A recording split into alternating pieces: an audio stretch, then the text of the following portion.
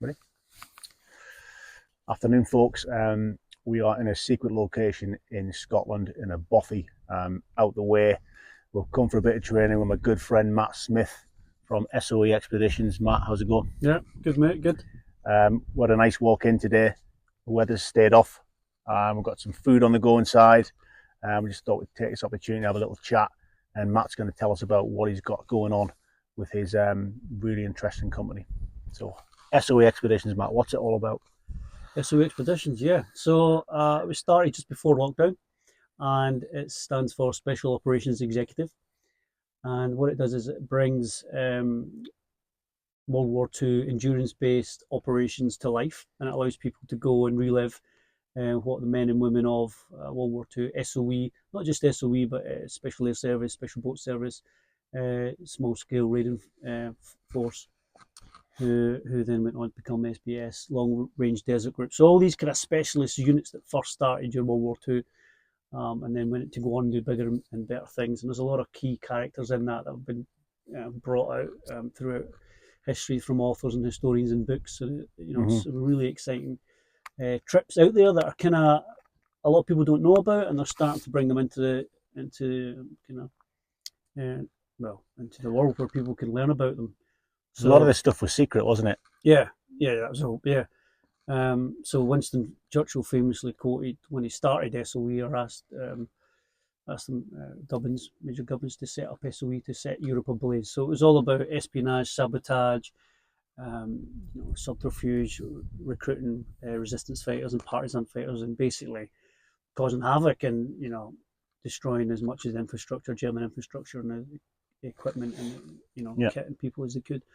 So a lot of these operations are now just coming to light, and it's a really cool and exciting time because it's kind of anniversaries that happened 80 years ago, just over 80 years ago, and so a lot of these anniversaries, they're making a lot of movies about them. One of the kind of ones we started doing was The Heroes of Telemark, which Hollywood made some time ago. He was the main character in the movie. It was Kirk Douglas, wasn't it? Yeah, it was Kirk Douglas. Yeah. I think he played Klaus Helberg. Right. He was a bit of a legend. When I was in the military, I was lucky enough to meet him. He used to come up to military ski instructor course, and he would give briefs to the guys, and we'd always sat at the edge of our chair like this, and we'd listen to him. Right. And then he'd try and flog his books to the guys. But I didn't really know who he was back then. It wasn't until later that I found out that I was kind of in his presence. Yeah. So that was, and I got the opportunity to meet Joachim Ronenberg, who was actually the leader of the gunnerside attack on the Wehrmacht factory, and he was 23 years old when he done it. And you're like, I don't know many 23-year-olds who could have done that. You've done that raid. Yeah. So what you're doing is you're almost reenacting these amazing missions and stuff, and people can join it and experience where they were. And yeah. So basically, we started off with Norway, which is obviously Arctic, and then we do a bit of maritime, diving and kayaking on Leros over in Greece, because that's where the Long Range Desert Group were. And then you had the boom patrols, Royal Marines doing, and then blew up ships. So we do. So you've got the Arctic, you've got maritime, you've got the mountain part, which is kind of Crete in Italy. There's a lot of escape routes over there, and they were abducting generals in Crete and dragging them over the mountains. Or how does that work then as a tour? Basically, we have it from levels 1 to 5. So level 5 is very arduous. So you have to be at a good level of fitness. Yeah. You have to be able to carry weight. You have to be comfortable skiing, pulling a pulk. And then level 1 is, you maybe do a couple of Ks walking. It's not as arduous. You're in 4x4 vehicles. And level 3, 4 is, you're going to be going over mountains. So there is an arduous element to it, or endurance. And you try and do as much as what they've done. Cool. So it's nice to go and actually do what they've done, and then you can experience it as they did. If you're like cold and wet and hungry and tired, and you're like, you get a glimpse of that, what those people went through. Yeah, I mean, it's as close as you can get. Obviously, we don't have weapons and ammunition and explosives and everything else, and get chased by thousands of Germans, but you still get a good feel for it. It's pretty awesome. I mean, I can vouch for. I've actually done one of these tours with Matt. It was Heroes of Telemark. It was Operation Gunnerside. So I can say firsthand that it was, they're amazing. experiences. You do, get to feel, retracing the footsteps of these legends, especially that one in Norway. And the other trips sound amazing. Yeah, So what have you got coming up? So we've started Crete in Italy, Yeah. and then we've moved on to North Africa. So we've got a desert element, and then next year we're doing Malaya. Freddie Spencer Chapman, who's a bit of a legend, very outdoors, done some really amazing stuff in it before he joined the military, and then he went on to um, he was a soldier, worked for SOE in the jungle, and he had a small team of guys, and he was basically blowing up buildings and bridges and doing a lot of causing havoc to the Japanese. Yeah. And they thought it was a whole regiment of guys, and it was like 3 guys in the jungle. Yeah. And he escaped, and so we're going to follow Freddie Spencer Chapman. It's actually his 80th anniversary next year, so that's quite cool. Cool. Where's that? Sorry, where's that going to be? So that's in Malaysia. In Malaysia. So, yeah. Wow. What sort of numbers are you looking at on these courses? We How only many have people? we'll have about 8 to 10 people, so we keep Yeah. it quite small, just mainly for safety. But we do have a Scotland trip coming up, so that's a bit more kind of Okay.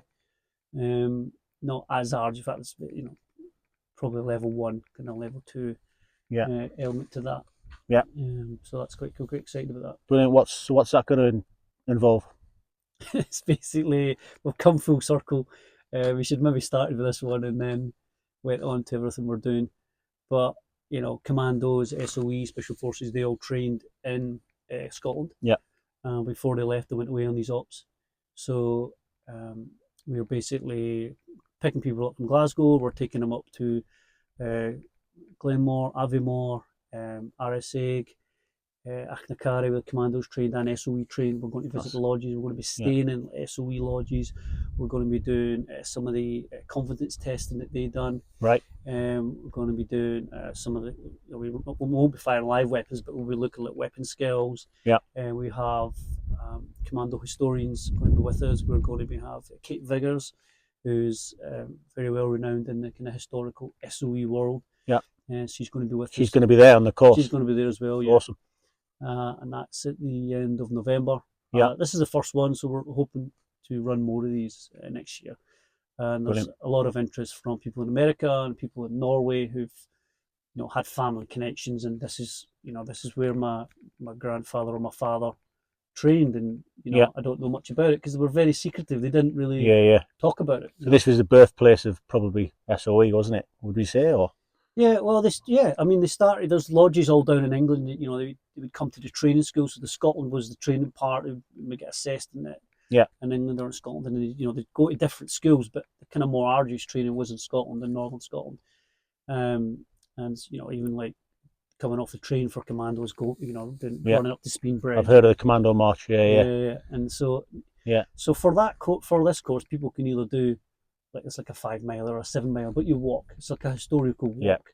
Plus, you get to do and learn all the other stuff and go to museums. So it's going to be really interesting. Awesome. It's a 5-day course, and so we're looking forward to that. Brilliant. Get you on it. How do we? I'll definitely be on it. Yeah, if I can get the time off.